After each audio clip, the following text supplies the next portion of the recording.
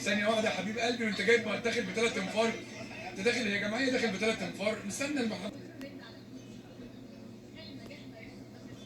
والله هو الواحد بيجتهد وبيعمل كل اللي عليه، بس الناس يعني واقفة جنبي قوي. الناس واقفة معايا قوي بصراحة، يعني اكتر من بس ده ربنا يعني.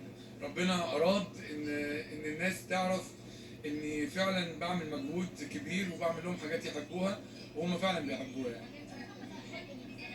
والله طول عمري كنت بقعد اقول هو الناس ظالميني، انا مش واخد حقي. بس طلع مش حقيقي، انا اللي كنت ظالم نفسي، وانا اللي ما كنتش واخد حق نفسي، مش مدي نفسي حقي. لان اول ما عملت الحاجات اللي الناس بيحبوها، الناس كانت في ظهري وداعمين فيا، وبيطلعوا دلوقتي يحبوا يعني الحاجات الحلوه اللي بنعملها دايما. ثانيه واحده يا حبيب قلبي، وانت جايب داخل بثلاث انفار. انت داخل هي جمعيه داخل بثلاث انفار، مستنى حبيب قلبي. تقول برضو اختك تقول معاك. قول يا حبيبتي. ايه؟